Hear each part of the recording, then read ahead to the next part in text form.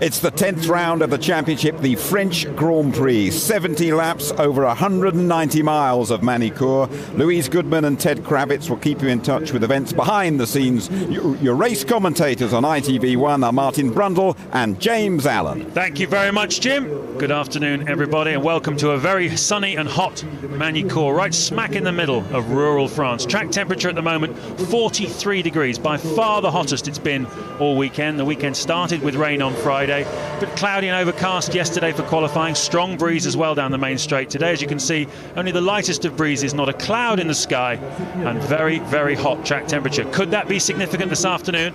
Certainly a strong possibility. Well, last year at this point, we had six different winners in the season. But right now, only Jarno Trulli, up to this point, has broken Michael Schumacher's stranglehold on victory. Will we be adding another name this afternoon? Ferrari certainly think this will be one of their hardest races of the year to win, and certainly the Michelin tyres of their rivals do seem to have a slight edge here, as they did in Monte Carlo when Trulli got that win. As I say, the temperature's going up all the time, which would tend to play into the Michelin runners' hands. There is Fernando Alonso. Will it be his name that we add to the list of winners for this season? Starting from his first pole of the season in the Renault, on home soil for them, a lot riding on it. They've got 6,000 Renault employees here today to cheer them on. Yeah, certainly Alonso's had a lot of back luck lately. Maybe able to turn that around today. There's Schumacher, chasing another magnificent 7 after his 7 victories in Canadian Grand Prix. He's had 6 here in France. Will he make it 7 today? Or could it possibly be David Coulthard starting from 3rd place, McLaren's best grid slot of the season? And they have the new car here for the first time this weekend. It's made an immediate impression. So halfway through the 2004 season, this is where McLaren's year really begins.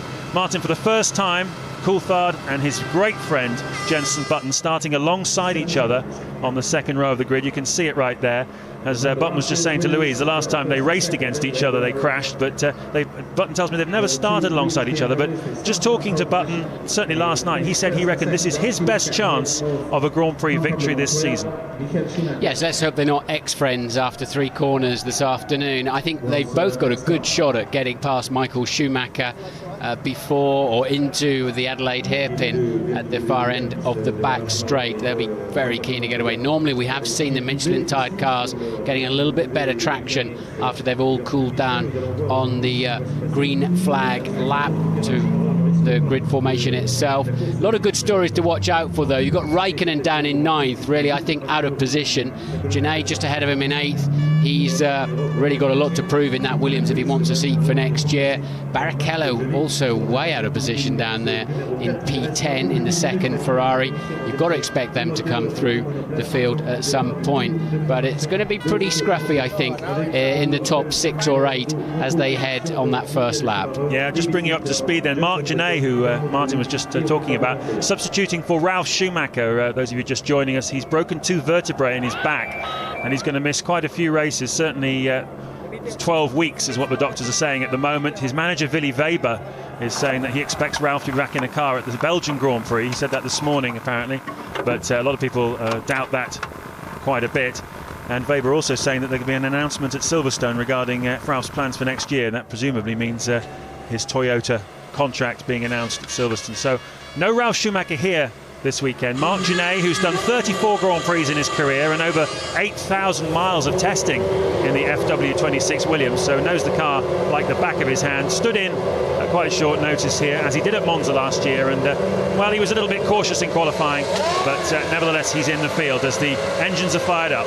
Yes, Michael Schumacher with his hand in the air and index finger up, saying, okay, I've done everything my end, switched on all the necessary buttons and software packages. Over to you to twist the engine at the back through the gearbox and wind it all up. Not always the most simple thing, as we found out in Indianapolis, where poor old Juan Montoya found his car wouldn't start, the lance wouldn't go in the back, and that said about a catalogue of things which culminated in him being disqualified for not getting off the grid quick enough. That moment of focus, as always, for Michael Schumacher. We've really enjoyed meeting the team with Ferrari this weekend. Tremendous access, and that wonderful interview Jim did with Michael Schumacher there, very revealing about the inner workings of his mind.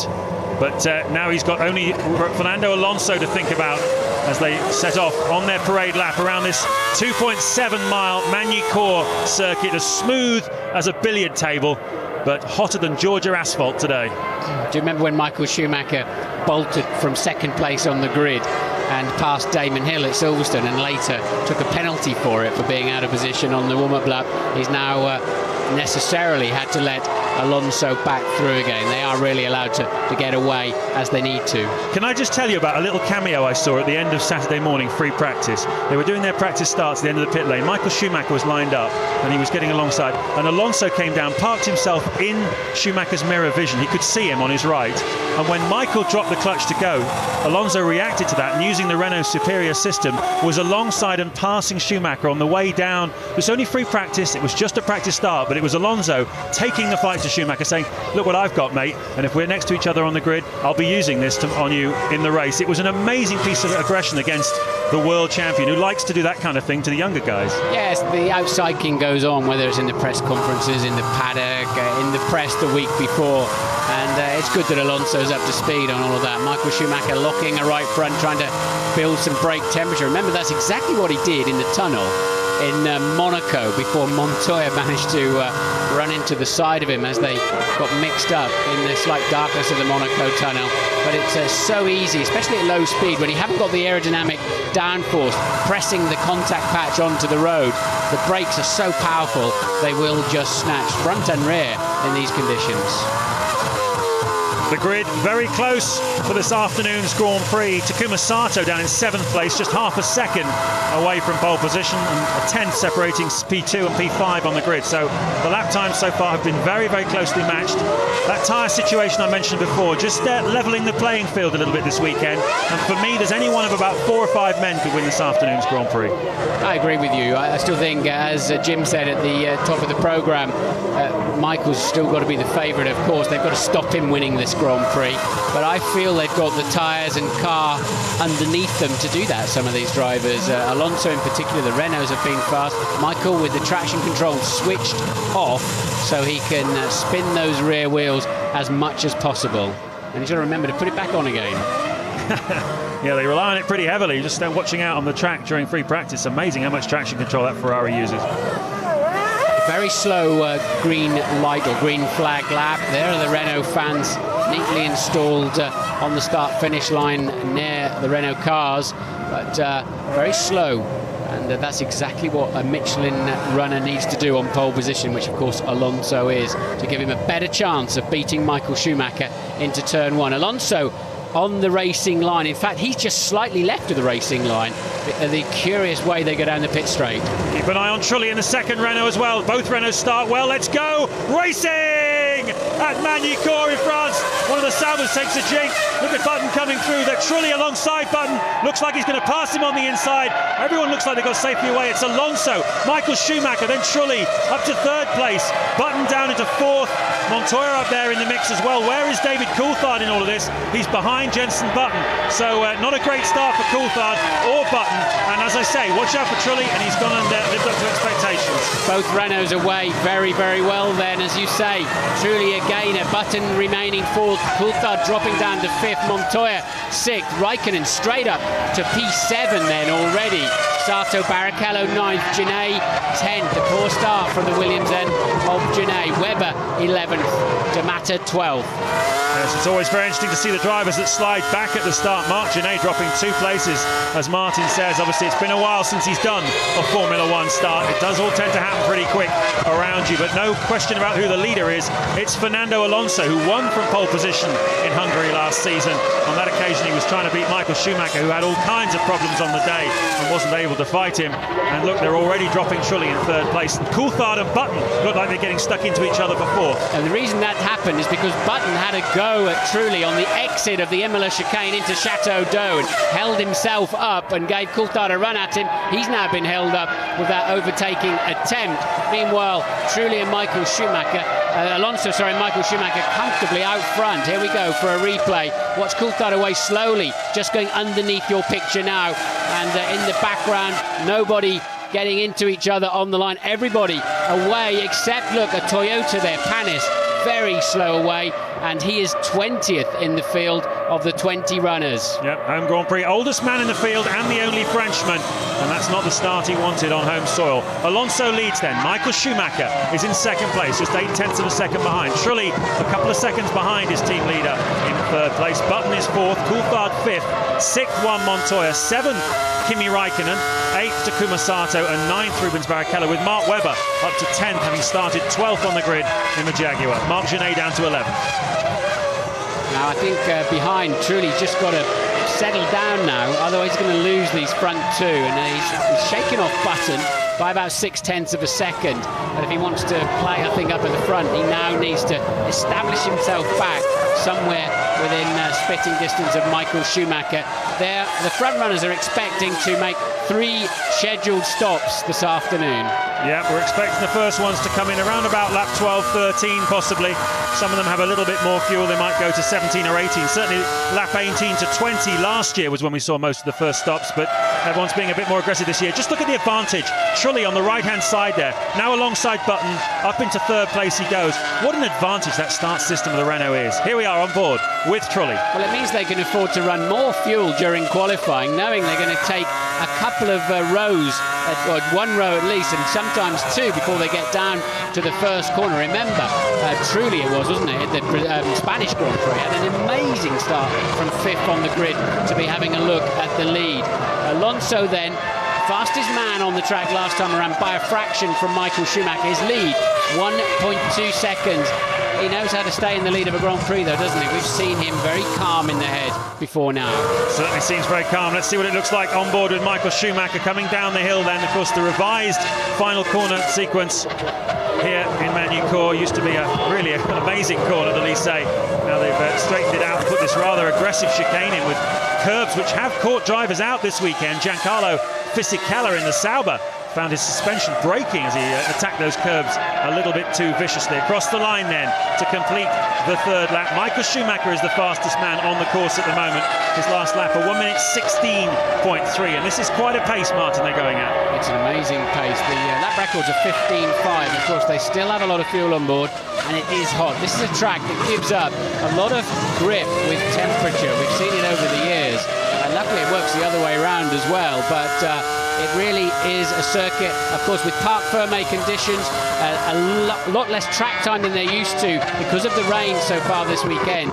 A lot of these cars will not be in optimum setup, optimum conditions, James. So the drivers will be trying to do anything they can inside the car with differential programs, and then also talking to the crew if they want to have some front wing changes at their first pit stop.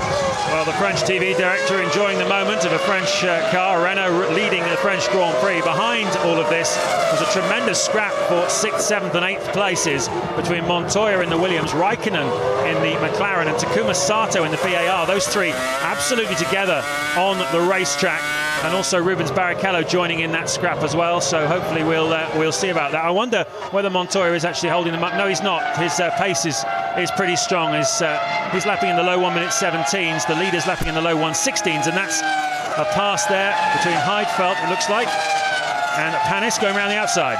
Yeah, that'll be down at Adelaide here. Pin Panis will have had a good run down the straight, tried to go around the outside, didn't make it stick. So he remains in 18th. He's passed the two Minardis, but he's 18th and trying to pass 17th place man Heidfeld. Alonso's lead now up to 1.4 seconds. That's looking handy.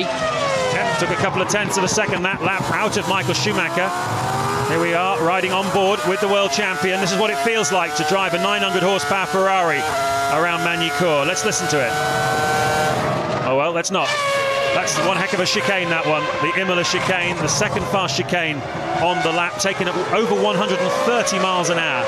And honestly, if you get down there is a grandstand on the outside. If you fancy coming down to the French Grand Prix sometime, I would recommend you to sit there because the view is quite extraordinary as the cars change direction through there.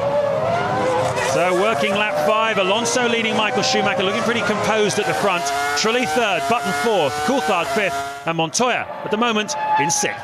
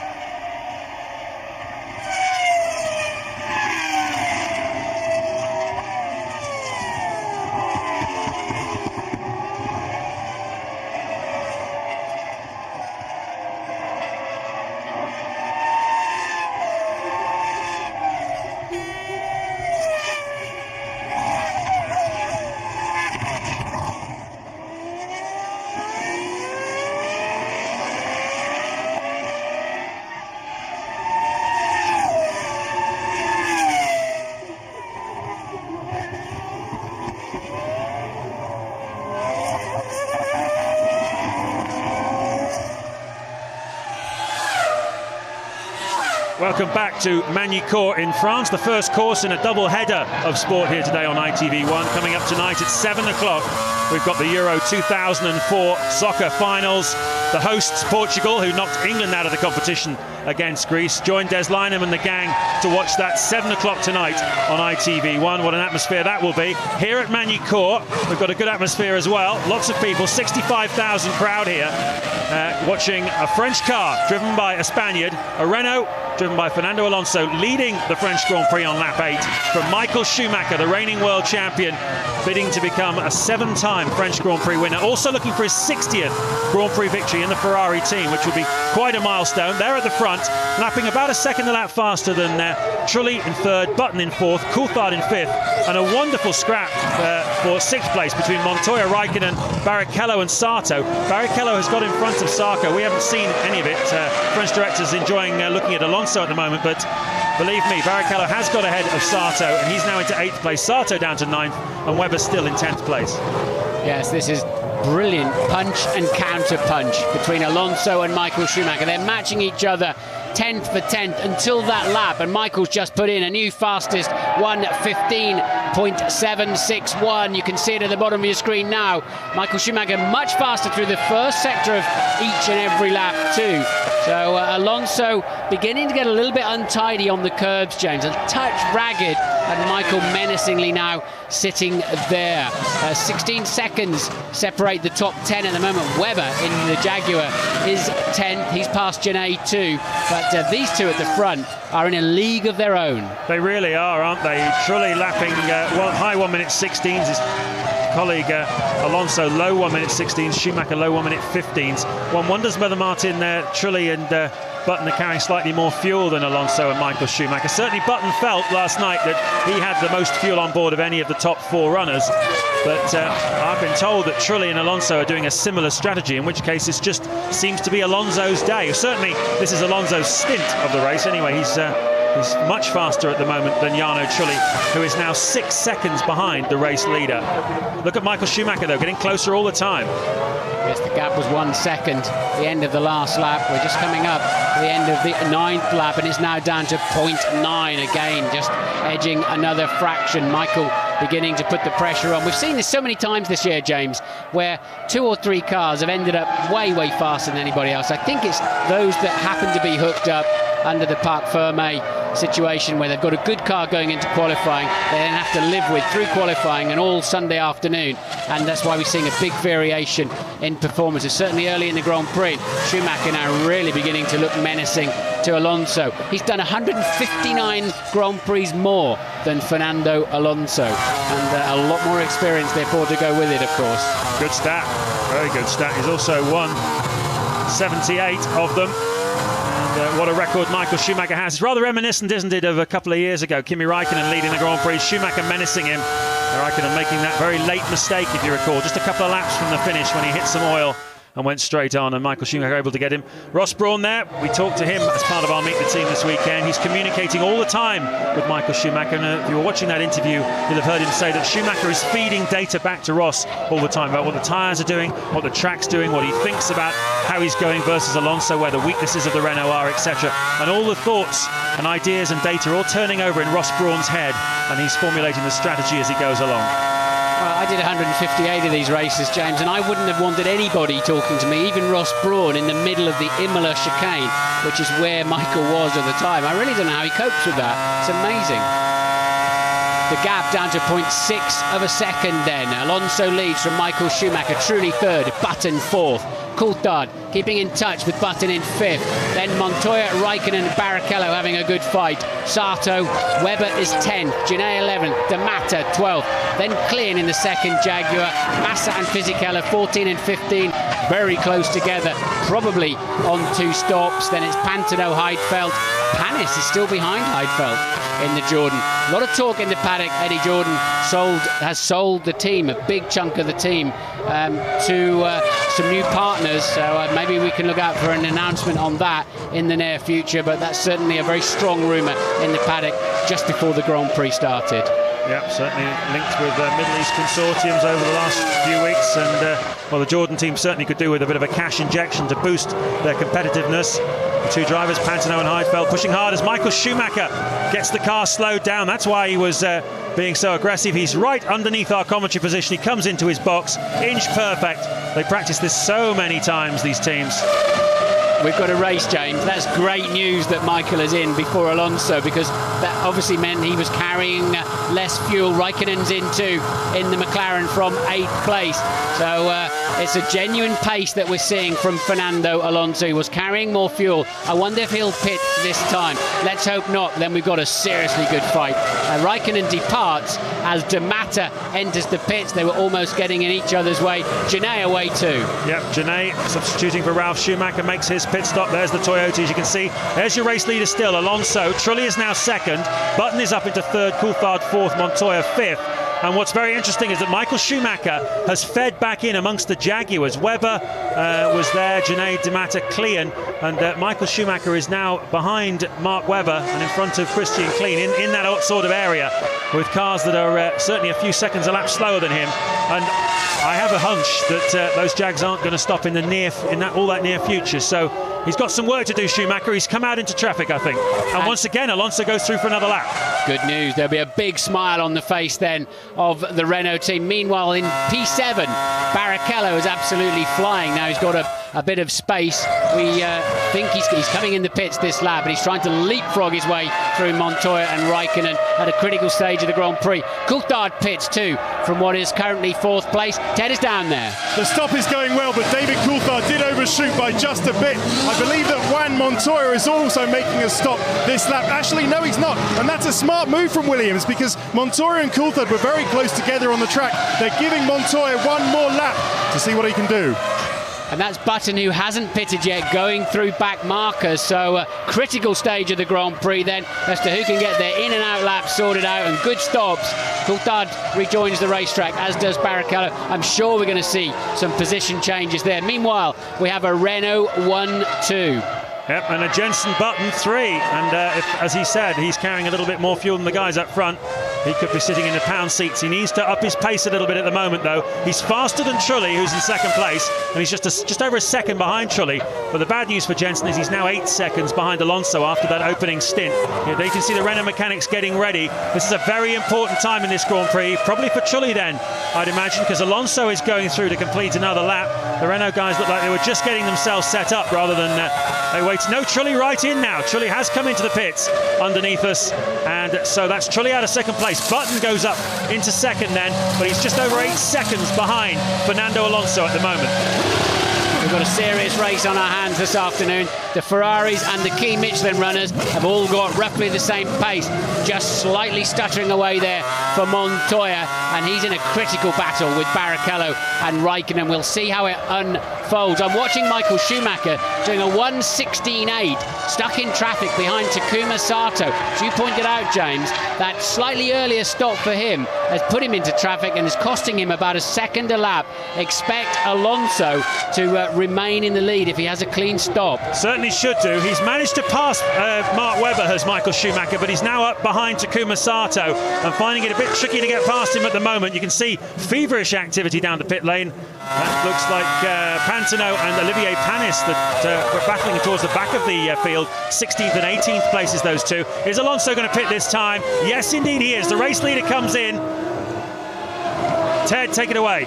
This one is going to be seriously close, and it's happening right in front of me. The Renault boys get to work. Fernando is slightly short into the box, but there's no problem connecting the fuel hose. About 45 k's of fuel.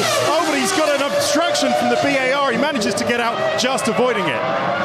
Yes, I think it kind of worked okay. Looked like he slowed down a lot. The Ferrari's just caught my eye going down the pit straight. Alonso will come out in the lead as long as he doesn't cut that white line, which he has not done, it seems to me, from this long shot. There's Schumacher in the background, and yes, it worked out very nicely indeed for Fernando Alonso. And is that Jenson Button? That's Sato, you see. He's got Sato between himself and Michael Schumacher. Button has just made a stop. Yep. That is great news for Fernando Alonso, because Michael Schumacher has got to get past Sato before he can even think about attacking Alonso. We believe from our F1 ITV pit crew down there that Sato will be making a stop next lap, which is pretty consistent with Button having just made his first stop of the afternoon. They normally come in a lap apart, and so Alonso, having made a stop.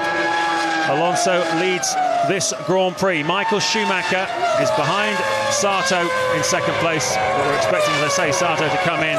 And, well, when it all shakes out, we'll see who the winners and losers were from the first round of pit stops. But that fractionally early stop for Ferrari for Michael Schumacher was not the hot ticket on the day. Jaguar up to 5th and 7th then. They're not yet stopping. Presumably they're going to stretch it out to a two-stopper. We'll see when they come in. Looking forward to driving that car in Regent Street on Tuesday afternoon. Formula One parade there. Jaguar very kindly invited me to have a go in their car, so that should be good fun. Meanwhile, Sato has pitted then, so that'll release Michael Schumacher. Webber pits in the Jaguar at the same time. All action down there. Yeah, that's good news for Jarno Trulli, who was behind Mark Webber at the time, so he will resume, I think, in third place. And you can see that Alonso took a long time, half a lap, to get past that Minardi. That will have cost him. He was trying to get him into the first corner, and it took him until halfway around the circuit to make it stick. So that will have lost him a bit of valuable time. Let's see how long it takes Michael Schumacher to get past him. There's another Minardi as well in the way. There is Schumacher, you see. Bruni is now in front of Alonso. It's Baumgartner here coming into the clutches of Michael Schumacher, who's going to encounter him at right in the middle of the fast chicane. He's probably going to have to... Oh, he's got past him already, so... Michael Schumacher very committed here then in the pursuit of Alonso. So we're waiting to see really then where Barrichello came back out. He's ahead of Raikkonen. Raikkonen's had a poor stop somewhere, James. He's back down in 12th place now. And we've still two drivers yet to stop. That's Klein in the second Jaguar. And Massa has not stopped either, nor has actually Fisichella a little bit further down the field. But Raikkonen losing out in those first round of stops. Well, we're looking at some smoke coming out of the back of a Honda. That's not an unfamiliar sight this season. Poor El Sato lost 3 engines already this year. And that looks like number 4 Honda blow-up of the season for Sato. Why is it always his car? Very, very strange. The Honda engineers have no idea either. It's nothing to do with the way he drives it, they believe. It's just one of those things. But 4 times now in a season, you'd have to say, is more than sheer coincidence. Yeah, I remember Jenson Button saying in an interview 2-3 races ago on ITV, yes, there was something he was doing differently to me, and they tried to stop him from doing that, so there's no reason now why his engine should be blowing up. But as you say, James, there's always a reason for everything somewhere along the line, whether it's an installation thing, a driving style, whether he hits it too hard on the out lap, whatever it is, something's happening with Sato's engines that's hopefully not happening with Button's today. So let's bring you right up to speed with where we are, with 54 of the 70 laps to go here in Magny Cours. This is lap 17. This is the race leader you're riding on board with, Fernando Alonso. As a result of that first round of pit stop strategy, he has managed to extend his lead over Michael Schumacher to 3.7 seconds. So the traffic which Schumacher came out into, having made the earlier stop, definitely cost Michael Schumacher. And outside my window, Juan Montoya has spun in the final chicane. TV will pick it up. There it is. Montoya was running in 6th place, and you can see he's dropped down. That's Massa, who was 8th, and Raikkonen, who was 9th, going past him. So that's an expensive drop there for Juan Montoya. Alonso leading then by 3.7 from Michael Schumacher. Trulli is 3rd, 8 seconds behind the race leader. Just over a second behind him is Jenson Button. Lap times at the moment consistent once again with Jarno Trulli. Still slower than the front two, as they were in the first stint, as we take another look at Juan Montoya there, doing something we saw Rubens Barrichello do last year and a number of drivers do. Yeah, it's not a mistake you'd expect Montoya to make, really, but Luis was telling me he apparently is complaining about his back. He had a big accident in free practice on Friday morning, so maybe he's a little sore and tender in there, but he'll certainly be sore in the head with that critical error. Alonso leads then by 3.7 seconds from Michael Schumacher.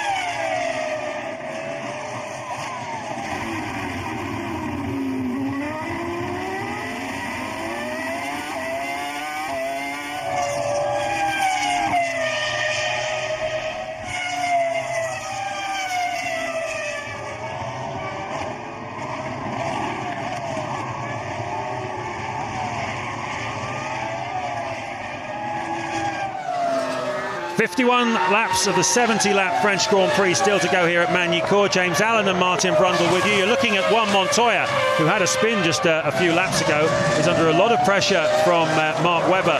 Montoya 9th at the moment. Webber is down in 10th place. Alonso still leading then as Raikkonen has a go at Felipe Massa. This is the battle for 7th place. Massa is due to make a stop at some time soon. He's one of the only 2 cars out in the field that's not pitted yet. Not this time then for him. Raikkonen through, up into 7th place then for Kimi Raikkonen, who lost some time in the first round of pit stops. And you can see a terrific scrap developing here in the midfield battle between Raikkonen, Massa and Montoya as the other Sauber of Fisichella comes in 11th place. At the front, though, very intriguing between Alonso and Michael Schumacher. Alonso still 3.5 seconds ahead of Schumacher, with Trulli and Button just over 6 seconds behind them. Ted, what can you tell us? I've been into Williams, James. Juan Montoya has been complaining about the balance of the car, the handling of the car all race and on both sets of tyres. It's terrible. I can't tell you the language apparently he's been using to describe it, but he doesn't think it's anything wrong that made him spin.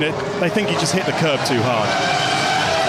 Okay, then Montoya struggling, and it's clear to see, isn't it, as he's squabbling around in the midfield. He's 9th at the moment with a lot of work to do, and he cannot pass the Sauber of Massa. Meanwhile, it's given Raikkonen a nice bit of free air up the front, and Montoya going in way too deep as well. So a really untidy race from him this afternoon. Well, Jenson Button sitting in 4th place at the moment. His fellow countryman David Coulthard just behind in 5th. Look at this scrap, though, as Massa peels into the pits. Webber is definitely on the pace of this Williams, and his lap times, Webber, have been very consistent, but they've all been held up a little bit in that battle as Massa comes in from 9th. The trouble is, when you start sliding around, if you've got an understeer problem, for example, the front is sliding, the more it slides, the bigger your problem. It just snowballs up, and then you start locking a brake, as you're about to see Montoya do right now, which further wears and damages the tyre, and after that, it just gets worse and worse till you start screaming for a new set of tyres. But there's no point coming in too early. Your race is over anyway if you're out of synchronisation with the stops. Exactly. Well, Montoya pitted on lap 13, so he's only had that set of tyres on his car for 8 laps, and certainly I'd expect them to need to go through to around about lap 30 at least. So he's got another 8 or possibly even 10 laps to go before he can have a fresh set of boots. Let's ride on board then with the race leader through the long Estoril corner. That's a Jordan in front we're going to lap in a minute. Revs on the left, 17.8, over 18,000, hitting 195 miles an hour under this bridge. And then hitting the brakes very hard for the Adelaide hairpin. 30 miles an hour, first gear corner. Terrific place to overtake. Looks to me as though Schumacher's a bit closer, Martin. He is. The gap's down to 2.4 seconds there. Alonso's 9 seconds ahead of his teammate Trulli, but Michael is yo-yoing around between them and gradually now hauling Alonso back in. That time, 7/10 of a second on the previous lap. I don't think he had traffic either, did he, on that lap? So Alonso beginning to struggle. Yeah, it's interesting because Michael Schumacher is clearly happier with this set of tyres and with the circumstances of his car in this stint. He's lapping comfortably in the mid to low 1:16s, and obviously feels the car is right under him. What kind of things do they do, Martin? Adjust the tyre pressures and that sort of thing based on the information the driver's giving them before they put the tyres on the car at the stop. They can... Yes, they can measure the first set of tyres, of course, and just see exactly how they came in terms of temperature and pressure particularly, and make some adjustments if they need to. They can put a bit of front wing on if necessary, but I've never seen a car go so fast with so much understeer as that Renault that's in the lead at the moment. And I've said it several times this year, it just looks like an undrivable piece of kit in some of the slow corners as he has to crank on. Let's see, we're on board with him now. He cranks on a load of steering. The front just wants to slide across the road. Wasn't as pronounced there in the Adelaide hairpin as it is in some of the chicanes, but quite clearly gives him brilliant traction and a good overall lap time. Well, Alonso has passed Pantano. Heidfeld makes way too. He dives up the inside through the 180. On his way, Michael Schumacher getting ever closer. Took 4/10 of a second out of him on that last lap. We're riding on board with Alonso. See how calm he is. Seeing seems to keep it all together. The other problem he's got is that in qualifying, Michael Schumacher was a full 10 kilometres per hour faster than him through the speed trap on the way into the Adelaide hairpin. So if Michael can stay close to him through Estoril corner, the long double right, then he's got to have a good chance with a slipstream and more straight line speed to get up the inside under braking. Let's see what the gap is now. It's down to 1.5 seconds. 1.5 then. Michael just relentlessly now closing that gap. Jean Todt there up on the pit wall, now in charge of the whole Ferrari company, road cars as well as Formula One cars. Tremendous amount of responsibility for him. Michael Schumacher there riding on board with him. Yes, a lot of responsibility for Todt now, and he's handed over certain areas of his job in Formula One to Ross Brawn, the technical director, as Stefano Domenicali, the sporting director, has taken on a lot of the managerial roles as well. A lot of people see him as a future successor to Jean Todt. Italian-born, American-educated Stefano Domenicali. And Todt now have to think about what new model road car Ferraris they're going to produce, as well as what new racing Ferraris. There's a great story about Domenicali, isn't there? He used to be on the security. There's a gate at Imola, just so wanted to be involved in Formula One. Now he's ended up in a key role with Ferrari. I love stories like that. There's always a chance out there for everybody to find their way. Well, certainly in the course of this weekend we've been with the Ferrari team. We've been very keen to emphasise they have succession plans. They do know that the Dream Team has achieved extraordinary success, but they are all ageing. Drivers and management as well, and they are putting younger people in place to take over. They want to continue this extraordinary run of success that Ferrari have had under Jean Todt. And there you can see Juan Montoya going wide at the Nürburgring chicane. He was not the first man to go up on that green rumble strip there this weekend. Everybody pretty much has been up there. It's where you go when you try and carry a bit too much speed into the Nürburgring. And now look at the margin here. It seems Schumacher is closer than ever. At least Alonso's not giving a big smoky brake lock-ups into the corners, but he's still losing half second a lap. Louise is down with the very unfortunate Takuma Sato. Very unfortunate, once again an engine failure, and once again Takuma just after your stop. Is that significant at all? It was difficult. It's slightly different because I struggled a little bit right beginning the start, and obviously after the pit stop it was significant power down and the engine didn't last it. Thanks, Taku. Well, I'm afraid we're still really only looking at the leader. There's some good fights going on. Truly third, Button just 1.4 behind him now in fourth place. Coulthard still within shouting distance of Button. Barrichello, though, in sixth place, homing in on the back of David Coulthard. Both Ferraris out there very quick at the moment. Raikkonen seventh, Montoya with his untidy race eighth, and Webber ninth, Genet 10th. What's going on out on the racetrack? Michael Schumacher badly held up behind the Toyota. Yep, came across him in the Lycée corner. We're now almost at the end of the first sector, and he still hasn't been able to get past him. Obviously, he'll get him onto the Adelaide, but there weren't too many opportunities for Panis without backing right out of it to let Schumacher through. So that's cost him a little bit, but it doesn't seem to have cost him too much. It's the first part of the lap where the Ferrari seems to have the edge. The second two sectors where the Renault is stronger, exactly as we saw in qualifying. Yeah, but Michael was just visibly quicker, wasn't he, though, through into that chicane in terms of turn-in speed. He's got a lot more grip underneath him at the moment. Alonso's going to be a sitting duck anytime soon, unless he can keep leaning on those back markers to help his cause. He's got to find every ounce he can at the moment, because if Michael Schumacher gets ahead and come the next stop, he's got a faster car, hasn't he, at this stage of the Grand Prix. And as you said earlier, James, in the second half of each stint, the Ferrari has been stronger. I tell you what, you have to take your hats off to the Bridgestone people, because they were getting a lot of criticism this time last year when Williams headed home a dominant 1-2 for a second weekend in a row here.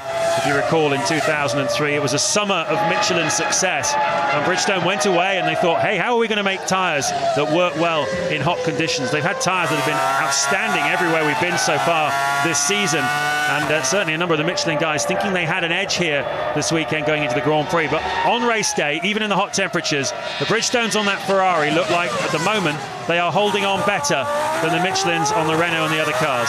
That's where I was telling you, Michael's obviously quite a bit faster down that back straight in Sector 1, and that's where it's going to happen, if it happens, before the next pit stop. We've got Button closing in on Trulli for third and fourth. Coulthard closing in on Button, now just 4 seconds adrift. Barrichello closing in on the lot of them. A lot of racing going on out there this afternoon, and just like to see a little bit more of it. So a little bit down the road. That's about 15 seconds behind this leading duo. I tell you, another good scrap to watch out for is Button and Trulli. They've been at it really for most of the race. At the moment, they're just over a second apart in third and fourth places. But Trulli made the earliest pit stop. He stopped on lap 13. Button stopped a lap later on 14, but put a bit more fuel in the car. So we're going to have one of those situations where he's going to try and use that advantage when Trulli makes his stop, to try and leapfrog him when he makes his own second stop. We'll watch out for that coming up a little bit later on in the race. But certainly the BAR at the moment not really able to show the kind of pace that Button believed he had. Certainly he thought he was the fastest car in the race in Indianapolis and thought he would be again here today. Look at the Ferrari closing up, you see, on that straight line speed. Raikkonen pits from 7th place, the first of the second stops of the afternoon. There you can see it. Fresh tyres going on, about 50 kilograms worth of fuel going in, and away he goes. Let's tell you a little bit about how that car is different from the car they've been competing in all season, the MP419 that they've put to one side. This is the 19B. It has very different side pods, completely different rear end, new rear suspension as well. The drivers say that it's much kinder to the tyres on the long runs in a race. It's easier to drive, it's more predictable, and certainly in Coulthard's hands, he believes he's able to brake. He's much more confident on the brakes, which was where a lot of his lap time and speed comes from. So certainly a good debut so far for the McLaren. It's 5th in the hands of Coulthard and 7th in Raikkonen's hands, but as you can see, still 42 laps to go as Schumacher makes the earlier stop again. Not a good day for Williams though. They're down in 8th and 10th at the moment, with Montoya 8th, Genet 10th, and way off the pace it seems. So the changes haven't worked too well for them. They do seem to have some pace in there if they can only find it. This man certainly has got all the pace he needs at the moment, but he just has to keep stopping for fuel before the Spaniard. Coulthard pits too, so both McLarens then have made their second stops. There he is. And the nozzle again, three-quarters of a second slow coming out, but he's away. Once again, Schumacher's emerged with some traffic to deal with. It's in the form of Panis, Massa, Fisichella in front of him.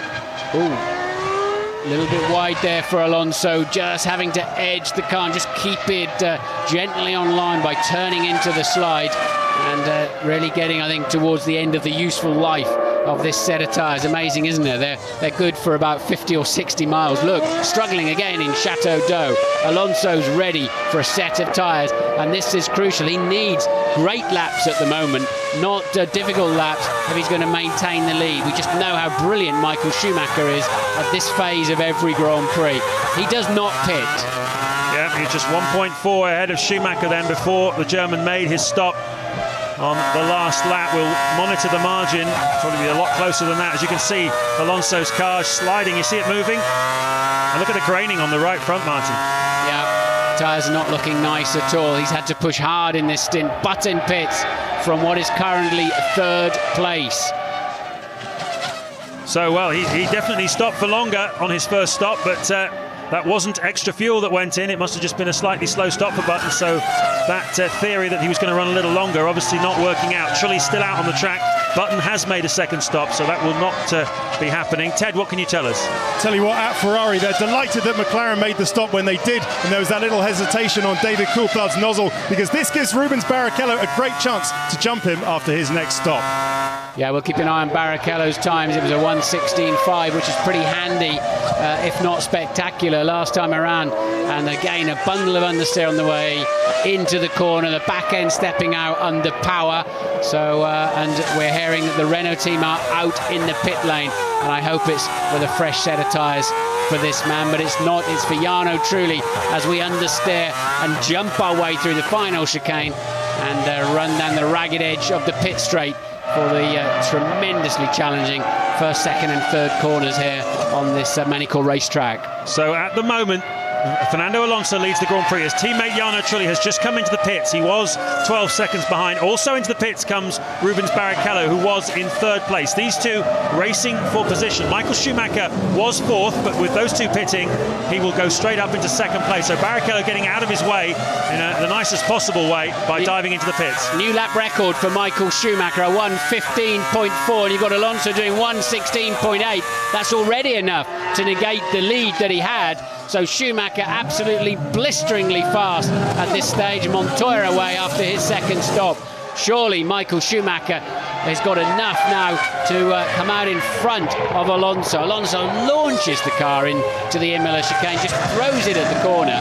But he's in at the end of this lap. We're hearing from the F1 ITV pit crew, and you wonder why they didn't bring him in a couple of 3 laps ago, James. You'd have to say that, because his lap times have been in the high 1:16s, and Schumacher, with a new fuel load, new tyres, has made it work. As you said, a 1:15.4 his last lap, and that should give him the lead over Alonso as the race leader comes into the pits. And we're expecting Michael Schumacher to come down the hill any time now and take the lead away for the first time in this Grand Prix from Renault. They're going to work as fast as they can, as fast as they can. It's a fantastic stop, but it won't be enough because Schumacher's blasting down the pit straight, and Alonso will see him in a moment. There he goes, disappearing into the first corner. There is Michael Schumacher. He is the new race leader, and well, Alonso stayed out a couple of laps and it didn't work for him. That last lap of Schumacher's a 1:15.3, the fastest lap of the Grand Prix so far. Exactly when he needed it, Schumacher found the speed, and that is why Schumacher is Michael Schumacher, and it's why he's a 6 times world champion. Yeah, and a new lap record to go with it then, and well, he just pulls it out when he has to, doesn't he? It's just too easy for him. He's just got speed to spare, and he looked a bit ragged in the first sector of the race, and once again he's gone a bit deep into 180, but he's done enough, hasn't he? It's Alonso struggling on the old tyres, grained right front, lacking in traction, and Michael just punished him. Well, it was 32 laps before the Ferrari hit the front, 32 of the 70. So Renault certainly took the fight to Ferrari here this afternoon. It's certainly not over yet either. We've got 38 laps to go. An awful lot can happen here at Magny Cours, and who knows, Alonso might love this set of tyres that he's got on at the moment. We'll find out exactly what the margin is. It looks about 3 or 4 seconds to me, Martin, as they cross the line. Here they go. Yes, it's 3 seconds exactly, Michael Schumacher to Alonso. Then we're waiting to see where Jarno Trulli is in third place, how far behind, as Olivier Panis makes his second stop of the afternoon. Trulli is 15 seconds then behind race leader Michael Schumacher, with Button right on his tail, as he has been throughout the Grand Prix. Barrichello now just 2 seconds behind Jenson Button, with Mark Webber pitting from 6th in the Jaguar, and that promotes Coulthard up to 6th. Yes, it does. But an important part of what you just said, James, is Barrichello did in fact leapfrog David Coulthard during those second stops, as we predicted. So Michael Schumacher, as we see the Minardi of Baumgartner in the gravel trap. Michael Schumacher leads by 3 seconds from Alonso. Jarno Trulli third, Jenson Button fourth, Barrichello fifth. Webber was 6th, but he just pitted, so up to 6th will come David Coulthard.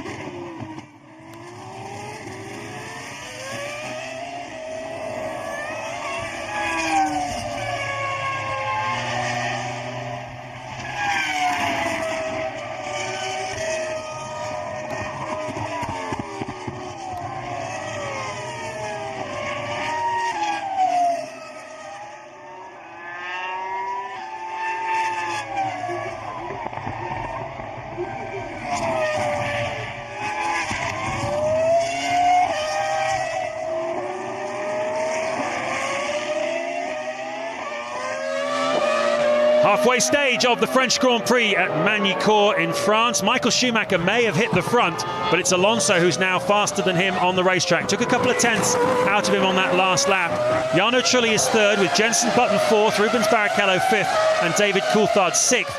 There is going to be, very shortly, a superb scrap between Trulli, Button and Barrichello. They've been closing up more and more together. They are separated by just over 3 seconds, the three cars, and they're all looking very racy here this afternoon. So a lot can develop there. But Martin, for me, a lot can still develop at the front here, because historically, this season at least, the Bridgestone tyres on the Ferrari do not particularly like being pushed hard in the opening just after they've been changed a new set of tyres after a pit stop. We saw Michael Schumacher, as you pointed out, doing those stellar quick laps in the low 1:15s. Do you think he might have done some damage to those tyres now, because he doesn't seem to be quite as quick as Alonso at the moment? No, I used to find here that you had to hurry up and wait with your new tyres, because there was so much grip, and you could easily take that grip and enjoy it with 1 or 2 quick laps. You paid a heavier price later on, but we have seen Michael's Bridgestones hanging on pretty well through a stint, better in fact than the Michelins on Alonso's car, but they both hit that fresh grip and used it instantly. It's like they've taken it straight away, and I wonder if they will pay a slightly heavier price for that later on. We'll see. Just 2.6 seconds between them, and Ted is down with Luca Colliani. Yeah, down here with the Ferrari head communications chief, Luca Colliani. Luca, Alonso made you work for it, but now Michael's used the best of his new tyres, right? Yeah, I think we are in a decisive moment of the races. The race, Alonso and Michael are fighting very hard.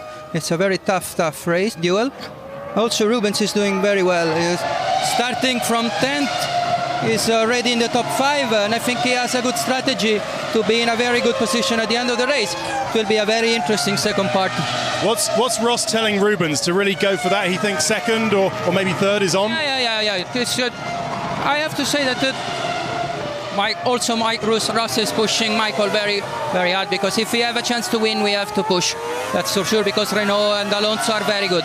Thank you, Luca. They certainly are. That's Luca Colliani then from the Ferrari team. We've been meeting the Ferrari team this weekend here on ITV F1. Very interesting it's been too, and that's a little insight from the Ferrari garage into the way they feel things are going. Ross Brawn clearly then telling Michael Schumacher this race is not won yet, because Renault and Alonso in particular very, very strong.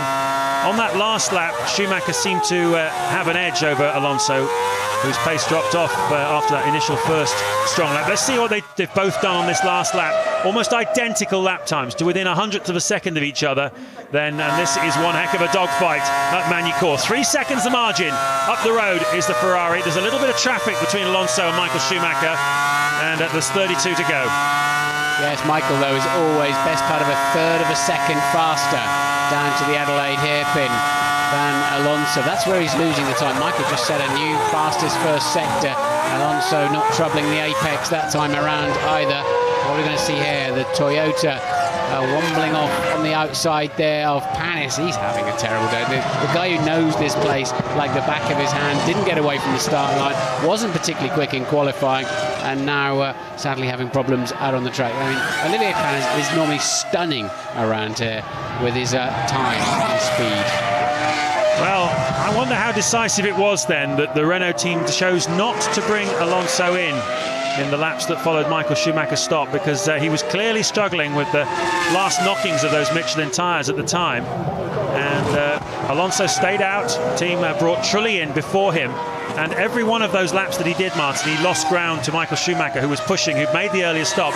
And you'd have to say, Pat Simmons there on the timing wall is a much cleverer man than I am. I'm sure he's thought it all through, and we'll get an explanation later on. But you'd have to say that at the time, those tyres didn't look too clever. Now, Zolt Baumgartner has just walked in underneath our commentary position. I see he's stopped out.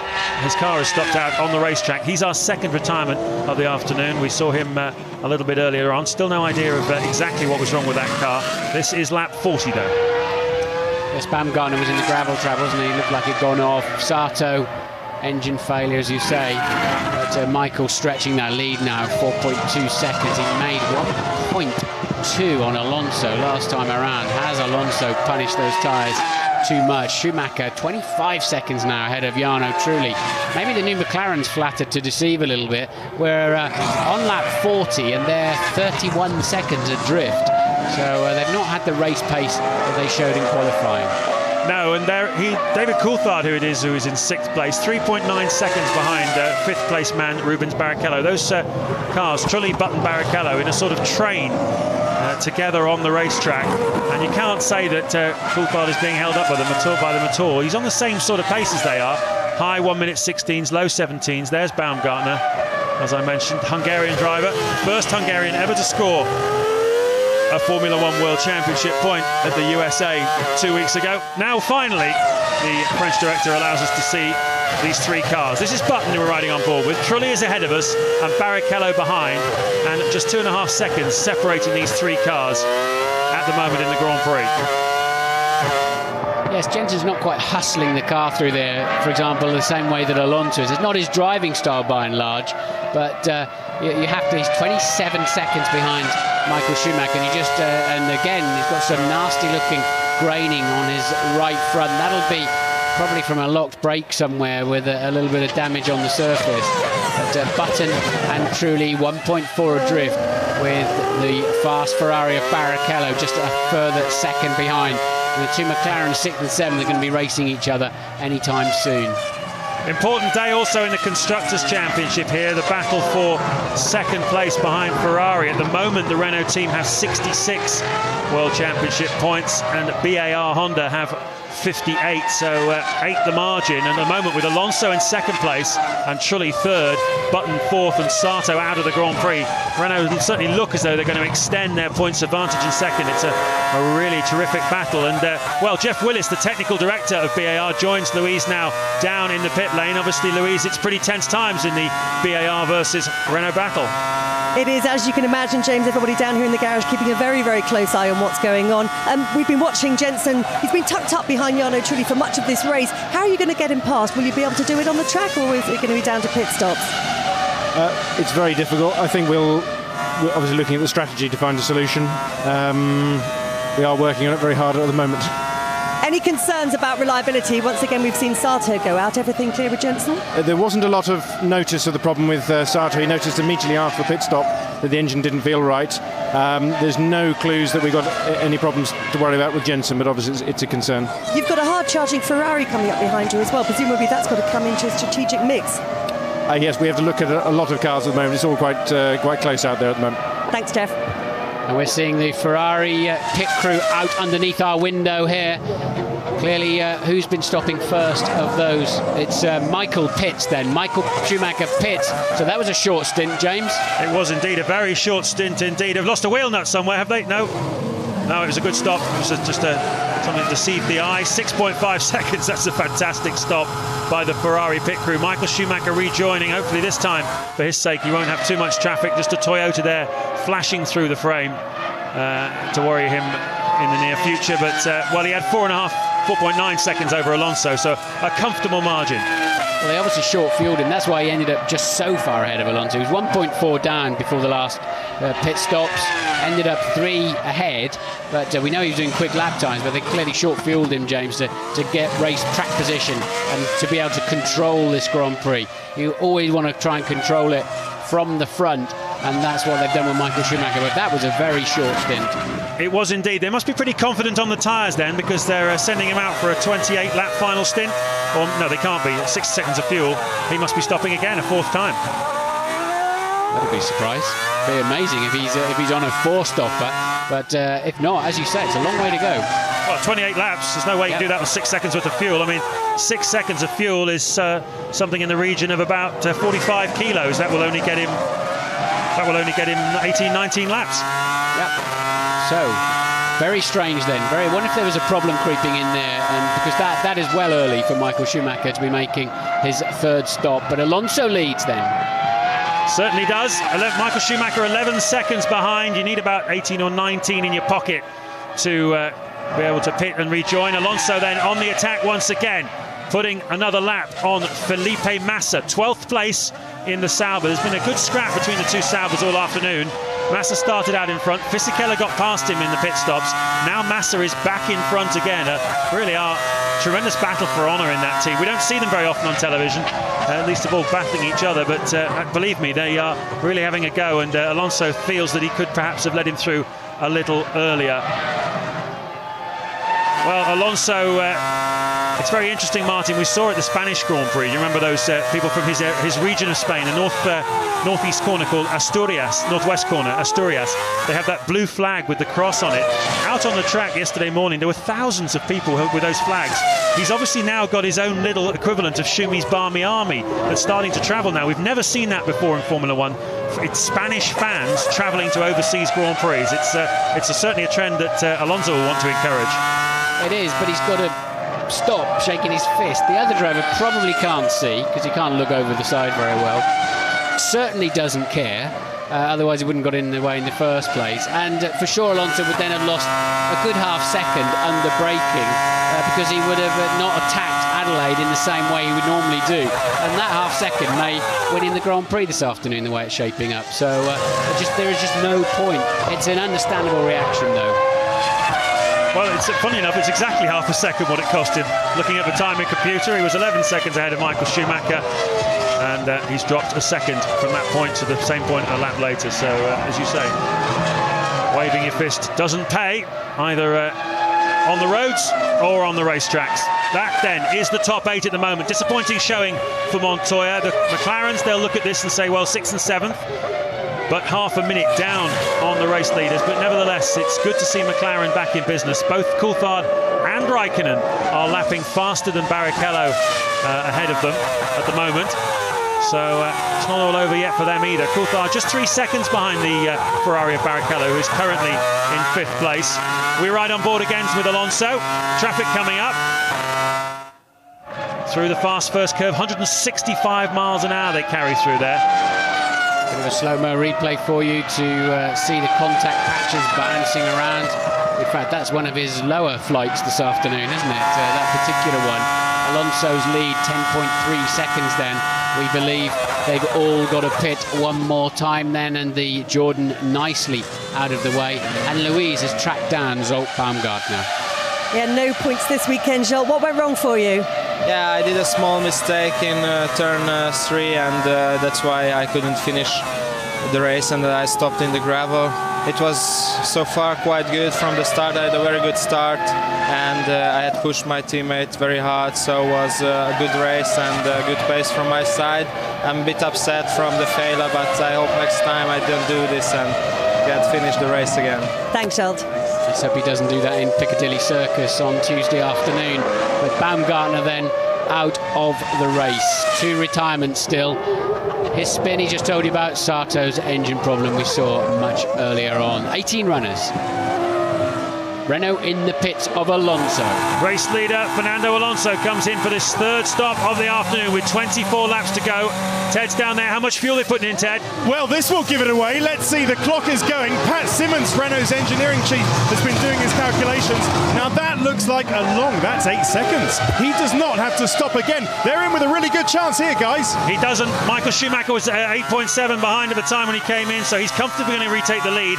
And Schumacher will have approximately 9 or 10 seconds in his pocket then, but he's got to make enough of an advantage to be able to pit again to make his 4th, I believe, stop of the afternoon. It's certainly not all over yet, Martin.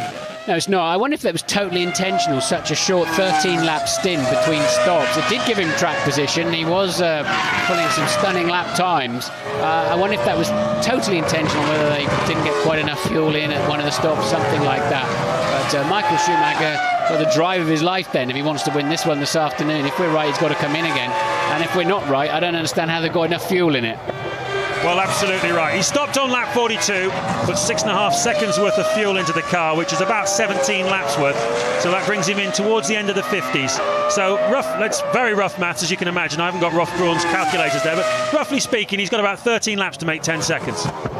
That's the challenge in front of Michael Schumacher, with Alonso having just made a stop. Schumacher has been in and out, he's been 5 laps now out on these tyres, and he's lapping in the high 1 minute 15. So we'll be watching the lap times like a hawk, watching to see what Alonso can do. What's the margin at the moment then, as Alonso goes across the start-finish line? 11.5 seconds.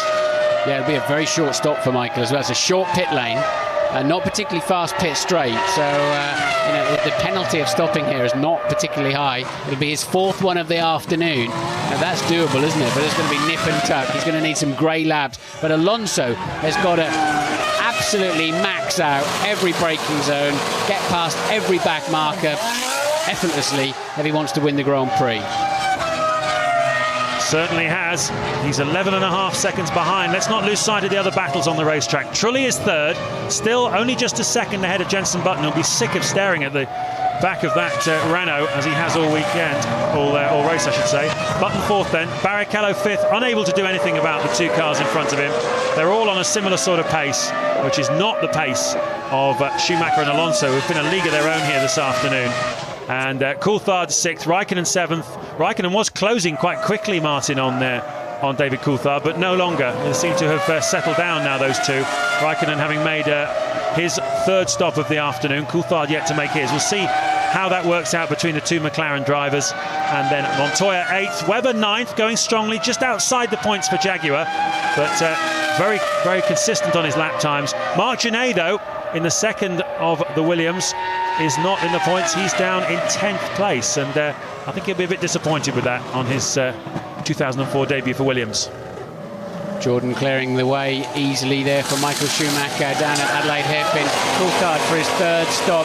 Let's see if that nozzle comes out. Well, it does indeed. No problems at all then for David Coulthard. Should keep him ahead of Kimi Raikkonen. But Michael Schumacher made 0.7 of a second on Alonso last time around. That sort of pace is just about the margin you were talking about, James. Yeah, that's exactly right. Now 12.2 the gap. And, well, he needs about 18 or so. So still got to find another 6 seconds. But if Alonso can respond and just peg that gap, just hold it for the next 8 or 9 laps, he might just have a chance. Has he got it in him? Has the car got it in him? Or is Michael Schumacher going to prove just too strong on the afternoon? We're expecting Trulli and Button in on this lap too. They're currently third and fourth, just 1.5 seconds apart. Button's going to be fed up with this sight of the rear wing of Jarno Trulli's Renault by the end of the afternoon. I wonder if they can do anything about it in the pit stop. Trulli pits and Button carries on. Button up into third then, because Trulli has come into the pits. Mechanics go to work. Fueling him to the end of the Grand Prix. That was his third stop. On board then with the new third place man, Jenson Button, chasing his 7th podium of the 2004 season, giving that Honda maximum bananas down the main straight. Almost 200 miles an hour they get hit before they get on the brakes for that Adelaide hairpin. You can see behind the BAR there is Rubens Barrichello, closer than he has been for some time. And the BAR team, strangely enough, have gone back into the garage. Whether they were playing tactics with Renault, I don't know. Williams are coming out, but Barrichello is now just a few tenths behind Jenson Button. You'll see him in the background there. So Button under pressure too. So he's looking both ways down the track at the moment. He's hopefully trying to get past Jarno Trulli's Renault, but Barrichello, we know, has got a very fast car underneath him. They're both lapping. Let's see, 1 minute 16.3. Good pace. Well, Button pitted a lap earlier than Trulli last time round, but he put more fuel in. So this is a longer stint for Jenson Button.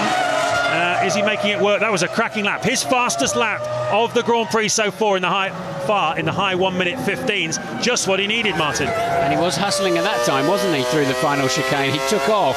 So Jenson, knowing this is a pivotal moment, Trulli's made his stop, but Barrichello's threatening him, and somehow he's got to pull out some stellar laps. Oh no, he's got a downshift, back end got away from him slightly. That'll cost him half second. Montoya pits for the third time too. He was in 6th place, but Button then really on the ragged edge, trying to squeeze a few more tenths out of this BAR Honda. Certainly is. Well, we saw Coulthard coming out of the pits just before. He did rejoin in front of Raikkonen, but behind Mark Webber. However, the Jaguar has only stopped twice this afternoon, so I don't know whether he has to stop again. I would imagine he does, with 20 laps still to go here. So that will drop Mark Webber out of the points, unless he's on some sort of extraordinary strategy. Juan Montoya has made his third stop of the afternoon as well. As we look at Jenson Button, where's he going to... BAR are in the pit lane. The Ferrari of Barrichello dives in. Here you can see the mechanics coming out now. Barrichello in then. Well, Barrichello's in. It looks like Button's tyres are already out of the blankets. So a good stop there for Ferrari. About the right sort of time you'd expect on a 3-stop afternoon. But I wonder why Button's tyres are out of the blankets so early. He's got another 70 seconds before he pits after he goes past the start-finish line. I wonder, they couldn't have been expecting him in. They weren't fully ready for him. Now they are, of course. He's got about a half a lap to do as he heads down to the just 2/3 of a lap to do, actually. So very important pit stop coming up for Button then. 2 things to watch out for as Webber makes his 3rd stop of the afternoon, which drops him out of the points again. 2 things to watch out for. He was battling Trulli and he was battling Barrichello. If he's been too slow, he'll be passed by Barrichello. If he's been fast enough, he'll pass Jarno Trulli. Quite a lot riding on this stop, really. This is for 3rd place in the Grand Prix. The final podium position. He did a 15.9, as you pointed out, James, and a 16.1, so his pace has been good. Will he pit this time? The team have sort of kind of been expecting him for a while, but he will go straight on. Sure, he's got to attack that speed line, and Ted is down there. This will be very, very close with Jarno Trulli. The tyres have been out of the blankets, as you say, for ages, almost a lap. The Michelin tyres are almost bald. There are no problems with getting the fuel hose on at least. The stop going well so far. He rides the limiter and he's away. Good. Oh no, late going away. Decent stop though for Jensen. Well, yeah, but he lost about a second there, didn't he? Surely. Where are Trulli? Where is Barrichello? Out on the racetrack, we can't see from this camera angle. There's Trulli, so he's not managed to pass Trulli, but can he use these new tyres now when they're at their most effective? There's Barrichello right behind him, the 3 of them side by side. Barrichello goes to make the pass on Button. Can he make it stick? Button not able to get up to speed fast enough to attack Trulli, and Rubens Barrichello takes that 4th position away from Button, but he's fighting back on the outside. No, he can't make it stick. And look how close he came to glory, and look where he ended up. He could have been 3rd, he's now 5th. Yeah, I don't know. I think he'd have been side by side with Trulli into Estoril corner. But look, he tries to hang on round the outside, but all you're going to do there is lose your right front wheel on that one. The car in front is always going to squeeze you off the racetrack. Jensen Button then now sadly not even able to steer directly at the rear wing of Jarno Trulli. So a very costly moment there for Button. Car 19 under investigation. Giorgio Pantano. No, it's not. Beg your pardon. Yes, it is. Giorgio Pantano in the Jordan under investigation. Not quite sure what that's about. Quite often that means speeding in a pit lane in Formula 1. We'll find out soon. Well, Martin, that stuttery restart from the pit stop certainly cost Jensen Button there, didn't he? He lost a drive-through time penalty, yes, for speeding in the pit lane for Pantano. Look at him, though. He's coming around to try and attack Rubens Barrichello. Same place where Barrichello got him. There is a straight-line speed advantage both these cars have over the Renault we're looking back from now. That of Jarno Trulli.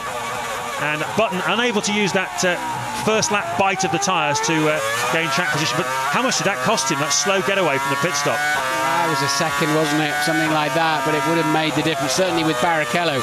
And maybe he would have been in the slipstream of Trulli rather than being under pressure.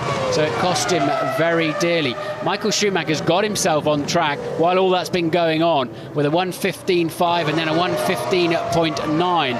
So he has a 16.4 second lead. It's looking close, but it's looking good for Michael Schumacher.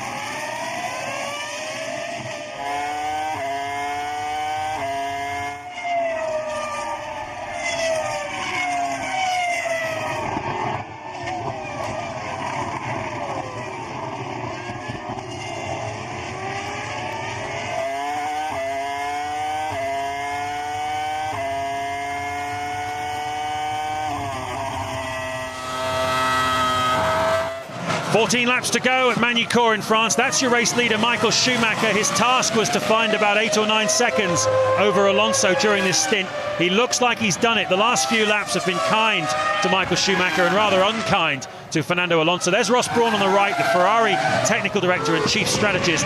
He's the one that sent Michael Schumacher out on the quest, we believe, of stopping 4 times here this afternoon.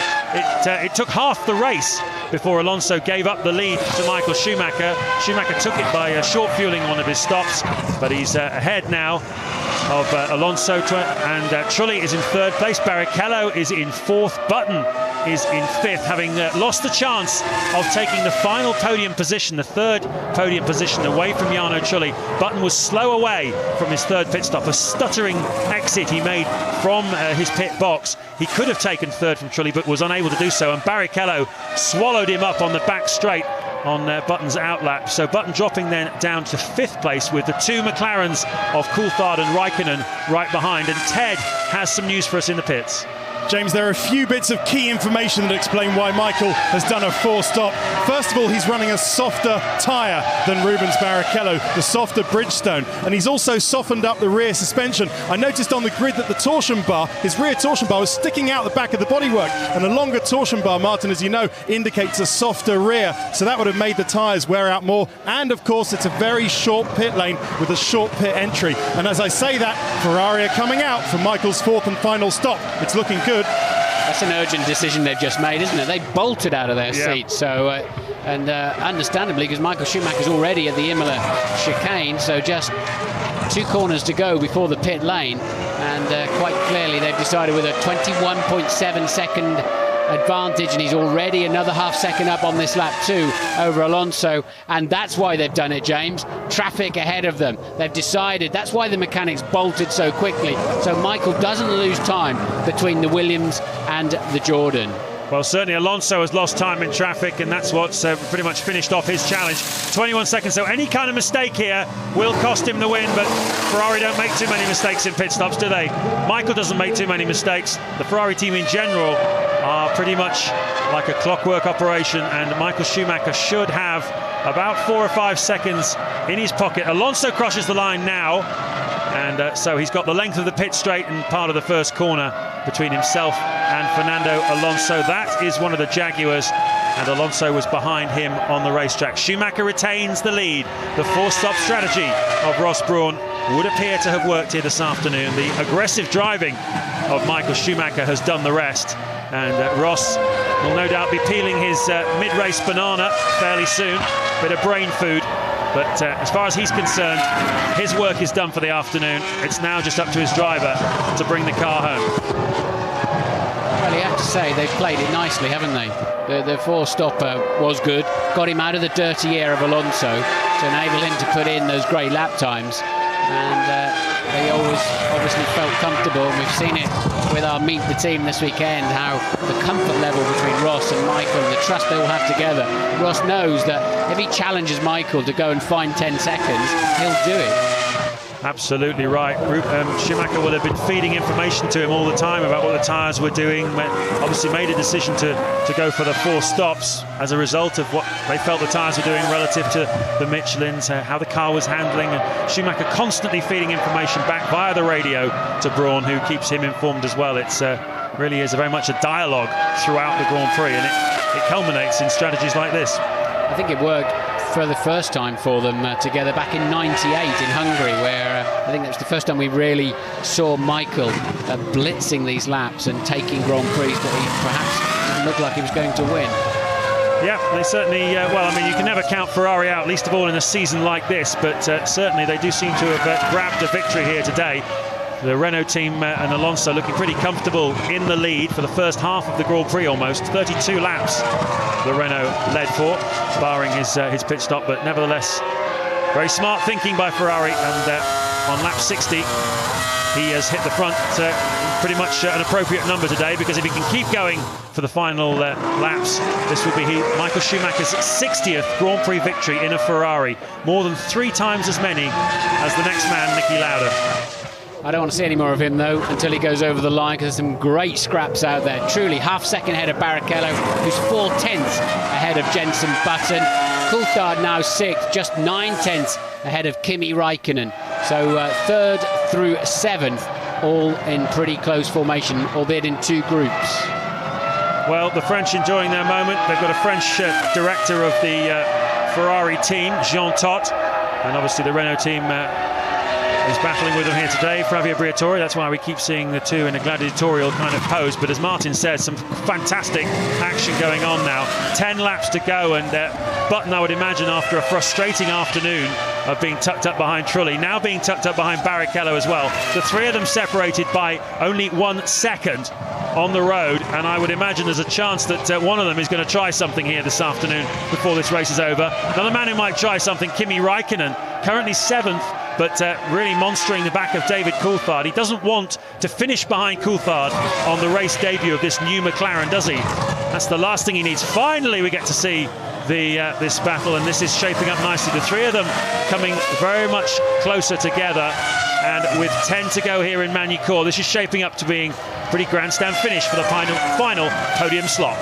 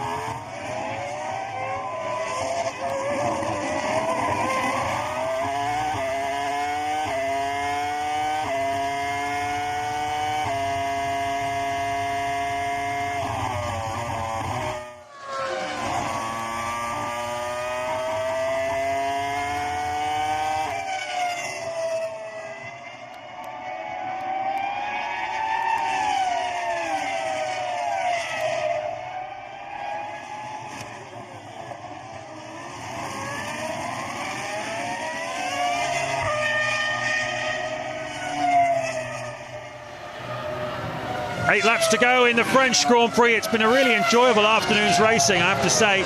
Been uncertain, certainly along a lot of the way. Michael Schumacher has done 4 stops here this afternoon. It's what's got him ahead of Fernando Alonso, who led the first 32 laps of the Grand Prix from pole position. Tremendous scrap between them. Schumacher getting ahead after the second round of pit stops, but it was a surprise to everybody when he made the additional stop. Rubens Barrichello critically got in front of Jenson Button in the BAR driver's 3rd pit stop. Button has been battling all afternoon with Jarno Trulli, and recently with Barrichello as well. This is the scrap we're looking at the moment. It's the battle with Trulli in front. You can see there, we're on board with Rubens Barrichello. So Trulli 3rd, Barrichello 4th, Button in 5th place, and shaping up nicely with 7 to go here. The first tranche of a great day of sport here on ITV1. Don't forget, tonight at 7 o'clock, you can see the Euro 2004 soccer finals. Portugal, the conquerors of England in the quarterfinals, hearts breaking all over the country when that happened. Well, it's their chance to go for glory tonight against Greece in Porto, of course. Join Des Lynam and the crew for that. But we've still got a lot of racing here to go in the last 7 laps at Magny Cours. Yes, interestingly too, the 2 McLarens are cruising up to the back of this little trio. So it'll be a 5-man scrap right near the very end. They haven't got enough laps left to do anything about it. But, Barrichello looking the man most likely to change the current running order. But he's got the horrible situation of the super fast Estoril corner, turn 3, with the dirty air coming off that rear wing you can see in front of you of the Renault. That's destabilising his car when he most needs that balance and grip. And even with the extra straight line speed then, you're too far behind by the time you get on to the straight. Ted is down in the pits again. Yeah, down at Ferrari with Luca Coliani again. Luca, 4 stops was quite risky, but it's worked out brilliantly, hasn't it? Yeah. During the first stint, we realized that it would have been very difficult to catch Alonso being on the same strategy. So we decided to switch to a very aggressive one with 4 stops. And you can do it only here where the pit lane is very short. And also I have to say you can do it only when you have a driver like Michael capable to drive so fast like in qualifying. This race is reminding me Budapest 98, I think, when Michael won with 3 stops in that circuit. Of course, so another very daring switch, mid-race switch by Ross Brawn. Yeah, it was a very risky move, but we want to win. And this shows that Ferrari always want to win, even though we are in a very good position in the championships. We always want to win, we always want to push. And it seems that this is going to be a reward for us. What can Rubens do in the car, very briefly, to try and get Trulli? Yeah, just try and push as much as he can. Thank you, Luca. I tell you something, Martin, at the end of this Grand Prix, I expect Michael Schumacher, he's always happy when he wins a race. If he does follow through here and do the last 5 laps and win this Grand Prix, I expect him to be absolutely ecstatic, because this is the kind of challenge he really loves, isn't it? When Ross Brawn says to him, I need you to find me 8 or 9 seconds in 10 laps or something, and he just goes out and does it. 4 stops. I mean, as Luca Coliani said, there aren't many drivers that could have pulled off what Schumacher's done today. Yeah, they seem quite pleased with him, don't they? I suspect they'll put him in the car for Silverstone next week as well. But will they put Genet in the Williams? I think he's expecting a couple of races. How do you think he's done today? He's down in 10th. Interesting little situation there. Montoya 8th, who's leaving Williams. Webber 9th, who we think is going to Williams. And Genet, who's hoping to be Webber's teammate, amongst many others, is 10. But a lot of scrapping going on there, and we're coming into the silly zone anytime soon for some of those contracts. Well, we are indeed. They've all done a similar strategy here this afternoon of 3 stops. Genet started, Montoya started 6th on the grid. Genet was 8th, and Webber was 12th in a Jaguar. Now, the Williams have come here with a lot of updated parts, new floor, new this, that and the other aerodynamically on the car. A lot of effort gone in by a lot of people back in Didcot to make this car go faster, make it more competitive. The Williams is in the Montoya car is 44 seconds behind the race leader Michael Schumacher, and he's got 2 McLarens in front of him, 1 BAR, 2 Ferraris and 2 Renaults. It's not at all what Williams would have wanted from this weekend, with new upgraded parts, virtually a new car in fact, certainly a lot of aero modifications. To answer your question, I mean, absolutely. Genet is 17 seconds behind Montoya on the road, which is not so bad, I guess, for a guy who's not done a lot of racing this year, but it's still 17 seconds. But the crucial thing, as you say, is he's being beaten by a Jaguar. Yeah, and we've seen Montoya off the road a few times as well, but nevertheless, Genet may have a specific problem. We'll find out, no doubt, in some of the post-race stuff. But Barrichello then locked in there behind Trulli. Trulli's mirrors have been fairly heavily used today, haven't they? So where's he going to do it? Is he going to do it? There's no way now until very near the end of the lap, and even then it'd have to be brave stuff. He's somehow got to get behind him through turn 3 at Estoril. That's his only chance. Well, you'd have to say, just judging by what you call the body language of the cars, he does look like he wants to try it, doesn't he, Rubens Barrichello? You remember Silverstone, almost 12 months ago now. We'll be there next week, won't we, for the British Grand Prix. How good was Rubens Barrichello on that day, passing everybody, left, right, over the top. Went round Kimi Räikkönen at Bridge Corner, I'll never forget that, and he looks like he wants to have a go today. This could be an important lap for Jarno Trulli. He's going to get slowed down in the super high speed stuff by the Sauber of Massa, and is he going to be close enough to him No, he's not. Actually, Mass is far enough down the road. It's not going to compromise his exit speed. I wonder if it might just compromise Trulli off the corner and give Barrichello a better run. Look, we're going to edge up. You're with Barrichello looking at Jarno Trulli. And Trulli certainly not super fast at that point. He's got in very early into the corner. So Barrichello will try and duck round underneath him, but wasn't quite close enough. And the Sauber doing a good job of getting out of the way. Yeah, Fisichella didn't want any part of that. Certainly any accusations after the race that he affected the battle for the final podium position. He got right out of it, didn't he, in the hairpin. And these three absolutely together now with just 2 laps to go here in Magny Cours. Michael Schumacher 10 seconds clear of Alonso in front. 24 seconds behind is the second Renault of Jarno Trulli. So comprehensive beating today by Alonso on Trulli as Barrichello runs a little bit wide there. Where's Jenson Button? Can he get a look up the inside? Was he close enough? No, sadly he wasn't, as Rubens really, I think, got a little bit caught out by how hard Jarno Trulli braked up there at Chateau d'Eau. The McLaren's now just 3 seconds behind this little group. You'll see him flashing around in the background.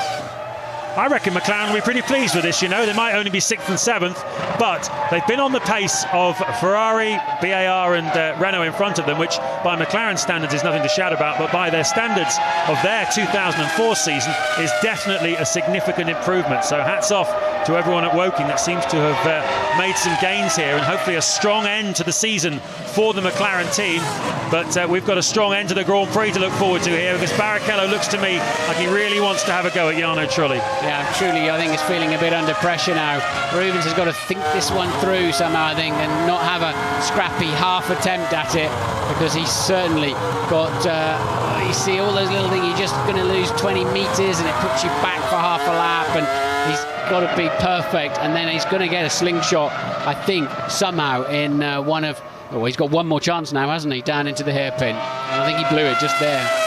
So both Renaults have challenged both Ferraris. Michael Schumacher has got the upper hand over Alonso, but Barrichello has not got the upper hand over Trulli in the other Renault-Ferrari battle. That's the story at the moment as we work the final lap, as Michael Schumacher is going to become a 7-time winner of the French Grand Prix. Another magnificent 7 for him to go with his achievement in Canada. And, well, what a day it's been for Michael Schumacher. What a challenge he was set by Ross Brawn. Go out there and find me some stunning laps, because I want you to make one more pit stop than everybody else here this afternoon. He and Alonso have been in a league of their own, the two of them. And Schumacher backing off, the air horns going. You can hear the Ferrari mechanics are all out on the wall, ready to salute home their hero. Michael Schumacher just got a couple of corners to go. He comes down the hill from Chateau d'Eau. He's done it so many times before. He clinched a world title here back in 2002 in record time. And now he's going to win his 7th French Grand Prix. What a tremendous victory for Michael Schumacher and the whole of the Ferrari team. Ross Brawn on the strategy. What a great win, because this was not an easy one. This one, Alonso and Renault really challenged them, led the first 32 laps of the Grand Prix. Alonso finishes in 2nd place. Renault are happy because with 2nd and 3rd places, that gives them a little bit more of a cushion over BAR in the Constructors' Show. Oh, what am I talking about? In the final corner, Barrichello is going to get the final podium position. Well, finally the director cut to it. And he nicked it off him in the final, and he's very pleased with himself.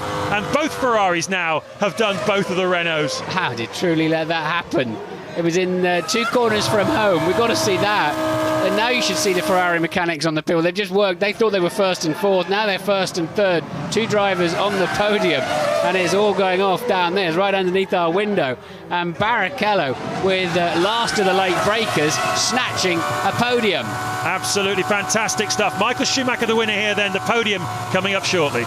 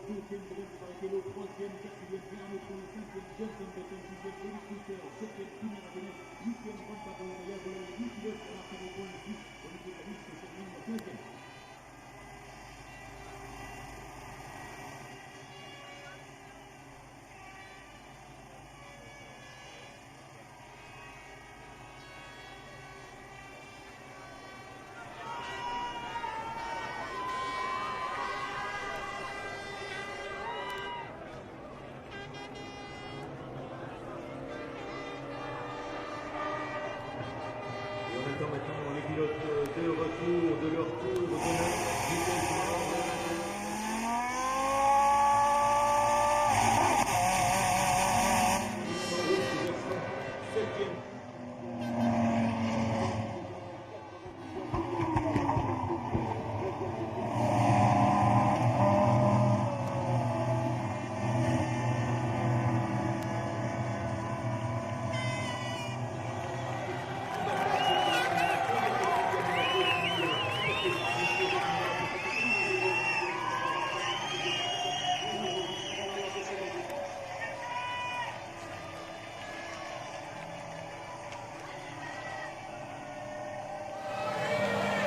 There's Michael Schumacher climbing out of the car, having won his 7th French Grand Prix, and I reckon, as I said before, he'll be really, really pleased about this one, because that was the kind of challenge that he really loves, and he loves to be given a fight, and Alonso gave him a fight, and well, what a terrific race, man. I have to say I really enjoyed that. It wasn't a great advert for Formula One in the sense that all the action really was revolved around the strategies and pit stops rather than racing on the track, right up until when Barrichello got Trulli in the final corner, but it was a good Formula One race. Yes, it was. We'll try and get a replay now of that if there's one out there, but if not, you'll see it in the post. There we go now. And Trulli is thinking about what he's going to say in the press conference. He's asleep, and Rubens came from way back where the last of the late breakers moved. Look at this.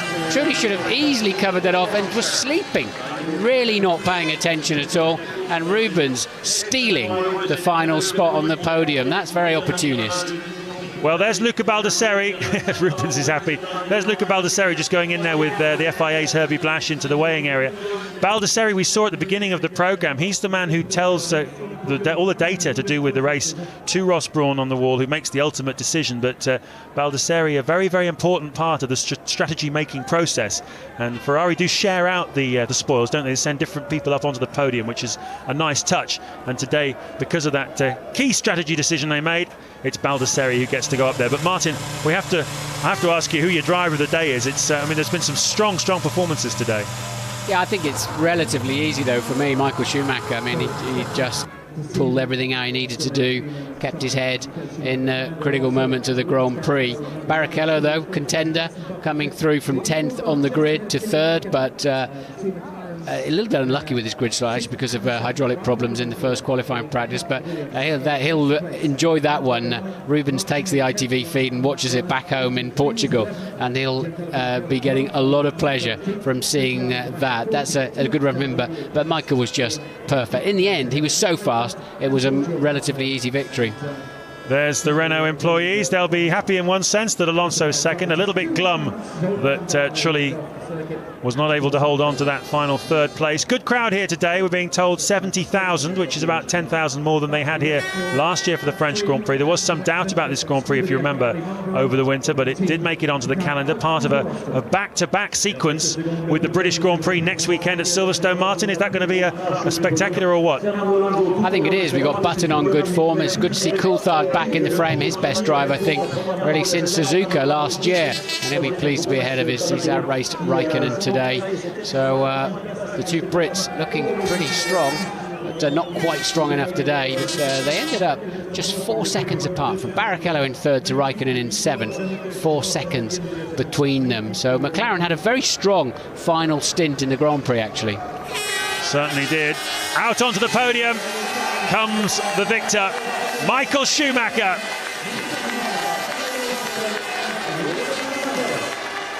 That means just as much to him as the first one. Alonso looks happy too.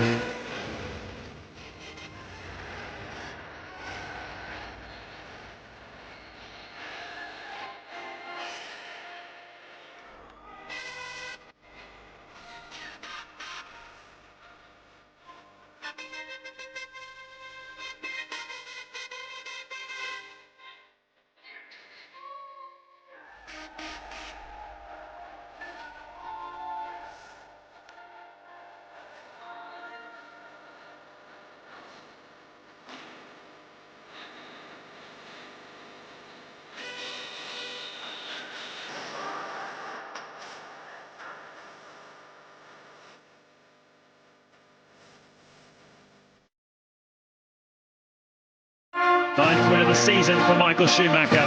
He's bound to shatter that record of 11 he set a couple of years ago, isn't he?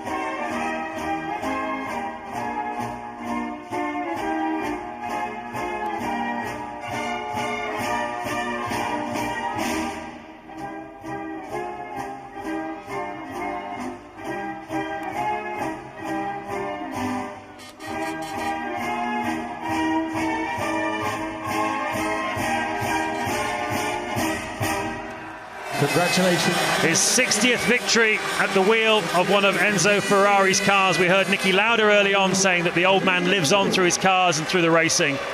And Schumacher now has 7 of those in his collection. 7 times the winner of the French Grand Prix. And for the record, that's his 79th career victory. Luca Baldessari then, another pot for the Ferrari collection. And Fernando Alonso looks pleased enough with himself after only his second podium, Martin, of the season so far. Yeah, from pole position too, and a great qualifying lap. Really attacked it and stole pole position too. And I thought he drove beautifully. Somehow just seemed to fade towards the end. Barrichello delighted to have snatched that 3rd place in the final corner of the Grand Prix. Well, we've very much enjoyed meeting the team this weekend with Ferrari, getting an insight behind the scenes into what makes them such a winning outfit. Michael Schumacher celebrates his magnificent 7. He is a winning machine. Indeed he is. Thank you very much, James. We will be right back with Mark Blundell's views. There's also an extensive preview to the Euro 2004 final from Lisbon. Bobby Robson, Terry Venables, Ali McCoist and Andy Townsend all talking to us. Germany are not involved. Their football-loving sporting hero, he remains their supreme winner.